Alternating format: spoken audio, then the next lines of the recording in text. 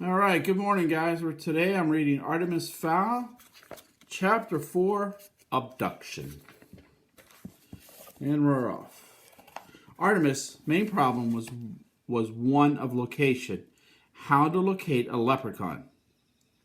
This was one sly bunch of fairies hanging around for God knows how many millennia, and still not one photo, not one frame of video, not even a Loch Ness type hoax. They weren't exactly a sociable group, and they were smart too. No one had ever got his hands on fairy gold, but no one had ever had access to the book either. And puzzles were so simple when they had the key. Artemis had summoned the butlers to his study and spoke to them now from behind a mini lectern. There are certain rituals every fairy must complete to renew his magic, explains Artemis. Butler and Juliet nodded as though this were a normal briefing. Artemis flicked through his hard copy of the book and selected a passage. From the earth thine power flows, given through courtesy, so thanks are owed. Pluck thou the magic seed, where full moon, ancient oak, and twisted water meet, and bury it far from where it was found, so return your gift into the ground. Artemis closed the text. Do you see? Butler and Juliet kept nodding, while still looking through, thoroughly mystified. Artemis signed. The leprechaun is bound by certain rituals. Very specific rituals, I might add.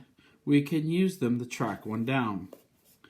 Julia raised a hand, even though she herself was 4 years Artemis' senior. Yes. Well, the thing is, Artemis, she said hesitantly, twisting a strand of blonde hair in a way that several of the local louts considered extremely attractive. The bit about leprechauns. Artemis frowned. It was a bad sign. Your point, Juliet? Well, leprechauns, you know, they're not real, don't you? Butler winced. It was his fault, really. He'd never got around to filling in his sister on the mission parameters. Artemis scowled reprovingly at him. Butler hasn't already talked to you about this? No, we was supposed to. Yes, he certainly was. Perhaps he thought you'd laugh at him. Butler squirmed.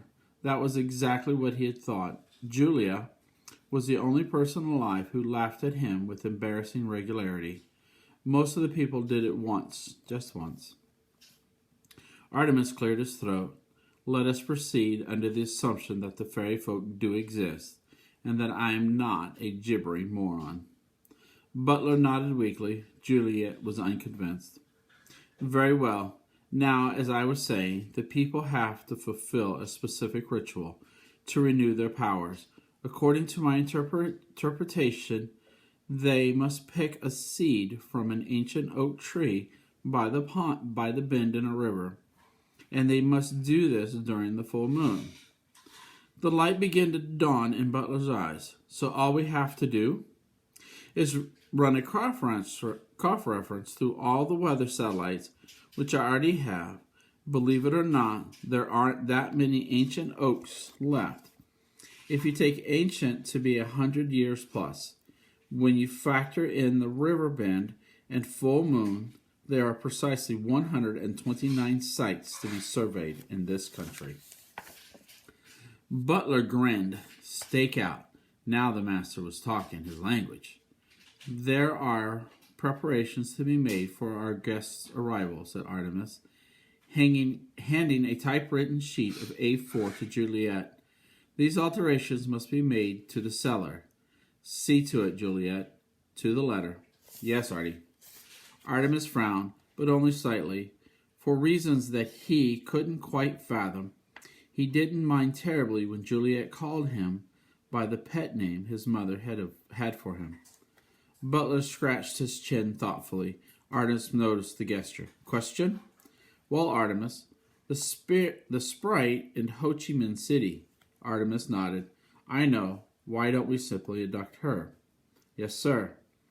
According Chai Lun's Almanac of the People, a 7th century manuscript recovered from the lost city of Shashamu.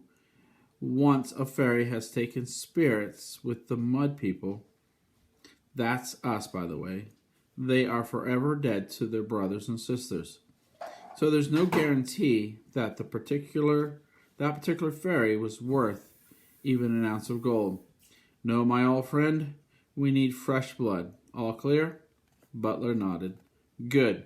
Now there are several items you will need to procure for our moonlight jaunts. Butler scanned the sheet. Basic field equipment.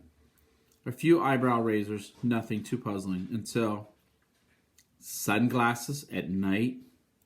When Artemis smiled as he did now, one almost expected vampire fangs to sprout from his gums. Yes, Butler, sunglasses. Trust me. And Butler did implicitly. Holly activated the thermal coil in her suit and climbed to 13,000 feet. The hummingbird wings were top of the range. The battery readout showed 4 red bars, more than enough for a quick jaunt through the mainland, Europe, and across the British Isles. Of course, the regulations said always travel over water if possible, but Holly could never resist knocking the snowcap from the highest Alp on her way past. The suit protected Holly from the worst of the elements, but she could still feel the chill sinking into her bones. The moon seemed huge from this altitude, the craters on its surface easily distinguishable. Tonight it was a perfect sphere.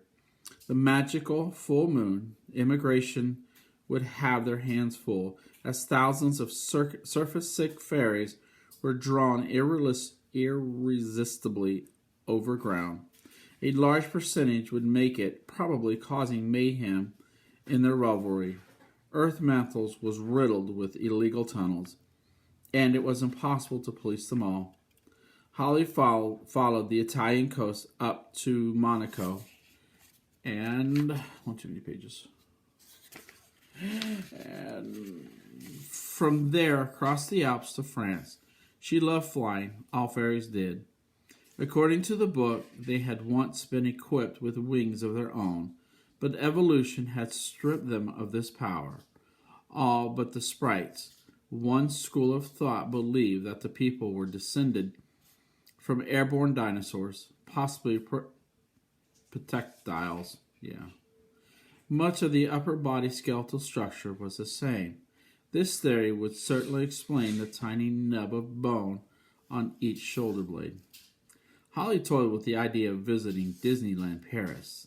The LEB had several undercover operatives stationed there, most of them working in the Snow White exhibit. It was one of the few places on Earth where the people could pass unnoticed.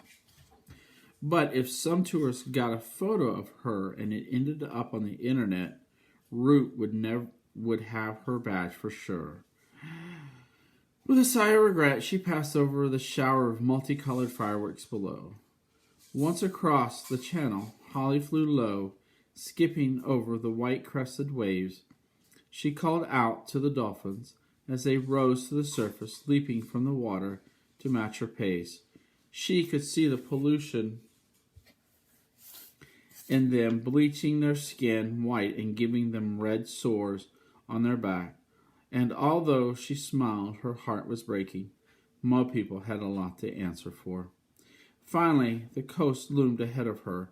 The country, Yeri, the land where the time began, the most magical place on earth. It was here, 10,000 years ago, that the ancient fairies in Dinanan had battled against the demon Formarians, carving the famous giant's causeway with the strength of their magical blast. It was here that Leah Fowl stood, the rock at the center of the universe, where the fairy kings and later the human Ardri were crowned. And it was also here, unfortunately, that the mud people were most in tune with magic, which resulted in a far higher people sighting rate than you got anywhere else on the planet. Thankfully, the rest of the world assumed that the Irish were crazy, a theory that the Irish themselves did nothing to debunk. They had somehow got into their heads that each fairy lugged around a pot of gold and with him wherever he went. While it was true that LEP had a ransom fund because of its officers' high-risk occupation, no human had ever taken a chunk of it yet. This did not stop the Irish population in general from skulking around rainbows, hoping to win the supernatural lottery. But in spite of all that, if there was one race the people felt an affinity for, it was the Irish. Perhaps it was their eccentricity, perhaps their dedication to the Craig, as they called it. And if the people were actually related to humans, as another theory had it, odds are that the Emerald Isles was where it started. Holly punched up a map on her wrist locator and set it to sweep for magical hotspots. The best site would obviously be Tara, near Lyle Fail, but on a night like tonight, every traditional fairy with an overgrown past would be dancing around the holy scene, so best to give it a miss. There was a secondary site not far from here, just off the southeast coast, easy access from the air, but remote and desolate for land-bound humans.